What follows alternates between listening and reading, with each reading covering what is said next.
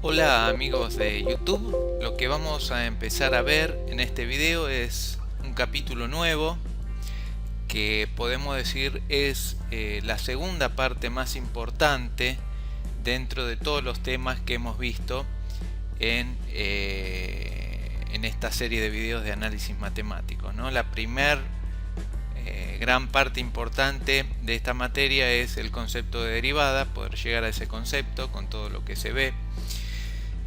Y la segunda parte más importante es el concepto de integral, o todo lo relacionado al cálculo integral. Entonces vamos a empezar con una serie de videos nueva y lo que vamos a ver en este es el concepto de integral definida. Antes de empezar vamos a hacer una aclaración. El tema del cálculo integral es mucho más complejo que el cálculo de derivadas. ¿Qué quiero decir con esto? Que la parte teórica, hay muchos teoremas que son bastante complejos, bastante largos. Nosotros no vamos a demostrarlos a todos, porque no es tampoco el objetivo, tardaríamos mucho. Lo que vamos a ver en este video es tratar de llegar de una manera un poco más rápida a el concepto de integral y poder operar con ella. Así que no vamos a demostrar tal vez absolutamente todo minuciosamente, como sí hemos hecho en la parte de derivada. ¿Está?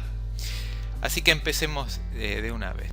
Vamos a suponer que tengo una función con la única característica de que sea una función acotada entre el intervalo a y b perteneciente al dominio, ¿no? Función acotada en a y b. Y ahora el problema que nos va a introducir en este tema es, vamos a suponer que queremos calcular todo este área. ¿Qué sería todo este área? Sería todo el área comprendida entre este eje, el segmento AB, esta arista, la función y esta otra arista. Todo lo que está aquí dentro. Bueno, se nos presenta un problema. ¿Cuál es ese problema? El problema es que la forma que tiene esta área es una forma totalmente irregular. No tiene forma ni de cuadrado, ni de círculo, ni de rectángulo, ni de triángulo, ya que la forma depende exclusivamente de la función. Y si la función es como esta que vemos aquí, realmente se complica calcular el área aquí abajo. Bueno, ¿cómo podemos llegar a calcular el área? O por lo menos tener un valor aproximado de esta. Podemos hacer lo siguiente. Podemos dividir el intervalo AB en n partes. N partes. Bien, si divido este intervalo en n partes, me van a quedar, como ustedes bien podrán apreciar, n más 1 puntos. Estos puntos negros que están aquí. El primero será x1, que coincide con el punto A. El segundo será x2, x3, todo. El anteúltimo será xn. Y el último será xn más 1, que coincida con el punto B. ¿Esto por qué? Porque hemos dividido el intervalo AB en n porciones. Estas porciones son iguales. Y estas n porciones me definen n más 1 puntos, como ustedes ven aquí. Bien, a este intervalo en el que hemos dividido el ancho del intervalo, de cada uno de estos intervalos en que hemos dividido el segmento AB, vamos a llamarlo delta X, ¿está? Como ustedes podrán ver, delta X es igual a el segmento B menos A dividido n, donde n es la cantidad de intervalos. Eso es fácil de ver. Con esta definición podemos ver también que cada uno de los puntos, es decir, el punto X cuyo subíndice es y, va a estar dado por esta expresión. ¿Está? Por ejemplo, x1, si ustedes hacen el reemplazo aquí, les va a dar a. ¿Qué es lo que nos dice eso? Que el punto x1 corresponde al punto A. x2 ponemos un 2 acá, va a ser igual al punto A más todo esto que es delta x, es decir que voy a estar acá, en el punto x2. Y finalmente cuando i vale n más 1, aquí me quedaría n, esto se simplifica con esto, esta A se va con menos a y xn más 1 me quedaría el punto B, que es lo que vemos en este esquema, ¿no? Bueno, entonces hecha esta división, yo lo que voy a hacer ahora es trazar en cada uno de estos segmentos un rectángulo, cuya altura va a ser parecida a los valores de la función que tome en este segmento. A la altura de este rectángulo vamos a llamarle h1. Vamos a trazar también un rectángulo en el segundo segmento, cuya altura es h2, también parecida a los valores de la función en este intervalo. Lo mismo vamos a hacer con el siguiente y con todos los demás hasta que tendremos el último, también un rectángulo cuya altura será h subíndice n. ¿Está bien? Que es la altura correspondiente a el intervalo enésimo, ¿no? Este último intervalo. Bueno, ¿qué podemos decir en base a esta división que hemos hecho? Podemos decir que el área que yo estaba interesado en calcular, el área que está comprendido entre la función y, como hemos visto antes, los ejes y las aristas, todo este área entre A y B, va a ser aproximadamente igual a la suma de h1 por delta x, es decir, la superficie o el área de este rectángulo, más h2 por delta x, que es la superficie o el área de este rectángulo, más la suma de los sucesivos delta x por la altura de los rectángulos, ¿no? Entonces estamos calculando el área que nos interesa como una suma de la división de ese área en pequeños rectángulos, ¿no? Hasta que finalmente tenemos el último intervalo, el último rectangulito, que sería hn por delta x. Esto me va a dar un valor aproximado del área, no me va a dar un valor exacto. ¿Está? Como ustedes pueden ver, fíjense por ejemplo en este, ya me está dando un valor por exceso del área. Lo mismo en este rectángulo, fíjense que el área me está dando menos de lo que sería el área real en este rectángulo. Así que me va a dar un valor aproximado. Bien, esto por supuesto es igual a la sumatoria entre 1 y n, lo podemos expresar de h sub i por delta x, ¿no? Aquí la sumatoria iría desde i igual 1 hasta n. Bien. Detalle. ¿Cómo hemos determinado la altura de cada uno de estos rectángulos? Bueno, hemos dicho que íbamos a tomar un valor parecido a los que toma la función en este intervalo, en el intervalo de interés.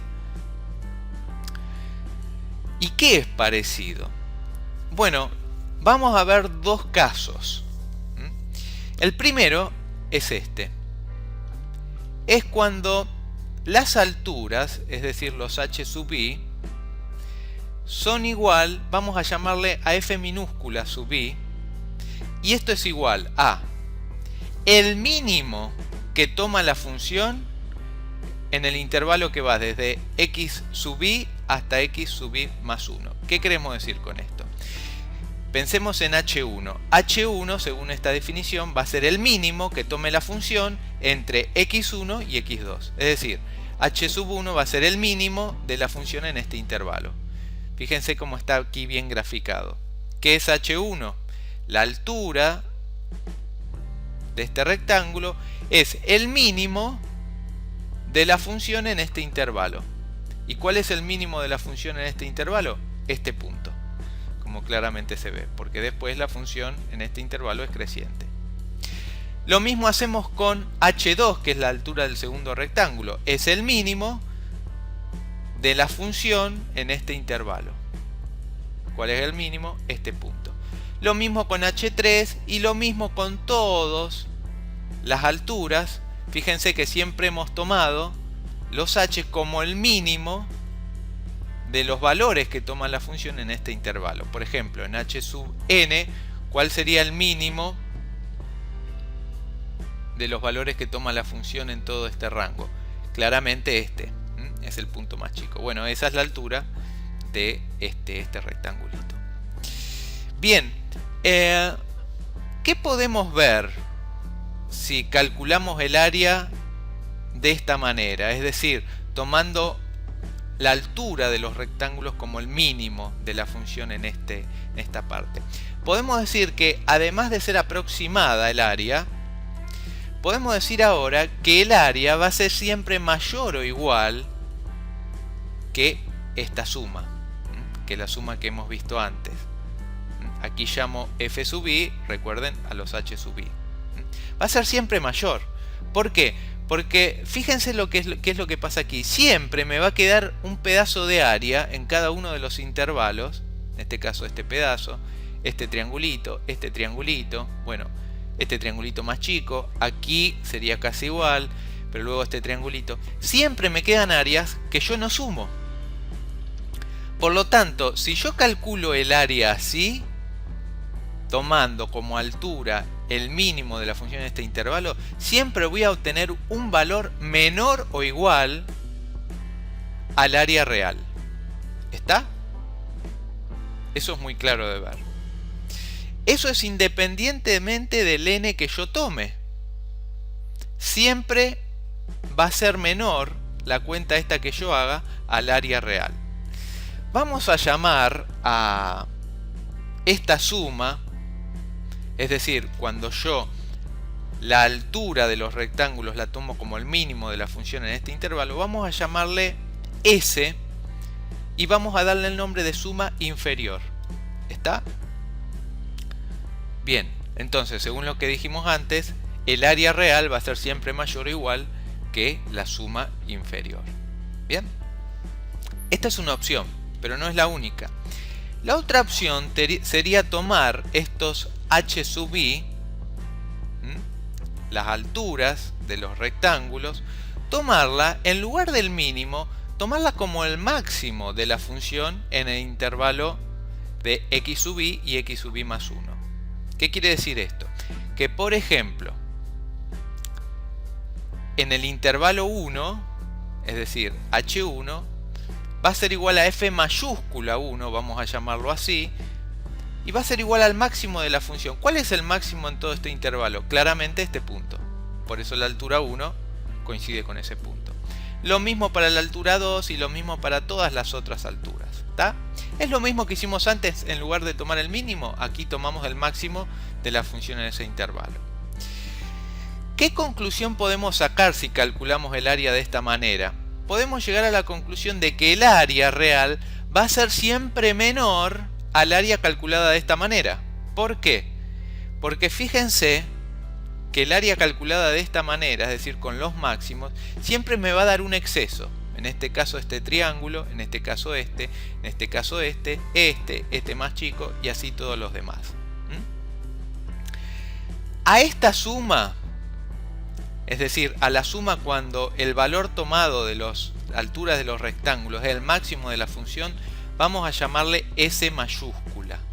¿Está? Y esa S mayúscula vamos a llamarla apropiadamente suma superior.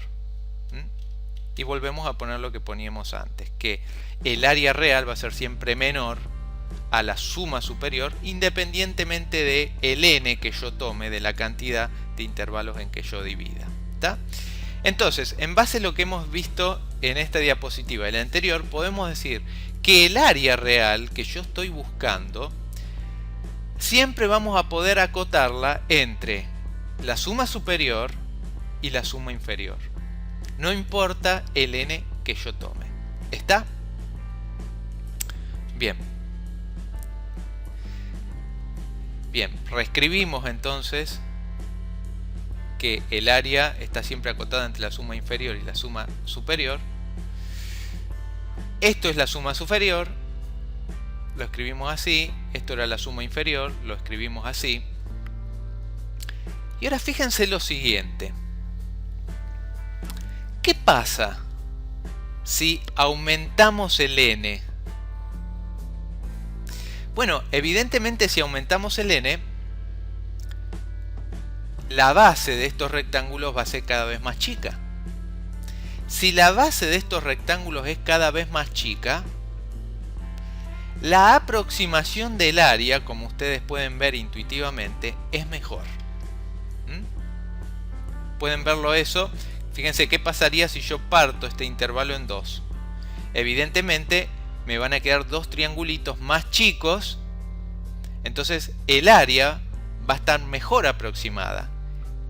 ¿Qué queremos decir con esto? Que a medida que yo aumento n, el valor que yo calculo, tanto por la suma superior o por la suma inferior, se va a parecer cada vez más al área real. ¿Qué tanto podemos aumentar el n? Y podemos hacer el límite. Entonces podemos decir, y vamos a llamarlo de esta forma, una i con el más arriba, al límite de la suma superior para n tendiendo a infinito. En este caso este n es este n, ¿no? Disculpen que lo he puesto en minúscula, pero este n es el mismo que este. Aquí iría una mayúscula. Cuando n tiende a infinito, todo esto va a tender a un valor. A ese valor lo vamos a llamar i con un más y vamos a darle un nombre. Vamos a darle el nombre de integral superior. Entonces, ¿qué es la integral superior? Es el límite de la suma superior cuando n tiende a infinito. Y lo mismo vamos a hacer con la suma inferior.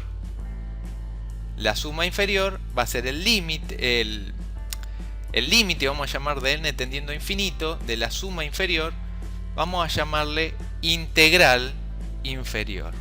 Como ustedes bien pueden ver, conforme n tiende a infinito, estos dos valores se van a ir pareciendo cada vez más. En el límite van a tender los dos a ser el valor real del área. ¿Está? Porque la aproximación es mejor. Entonces, vamos a hacer la siguiente definición.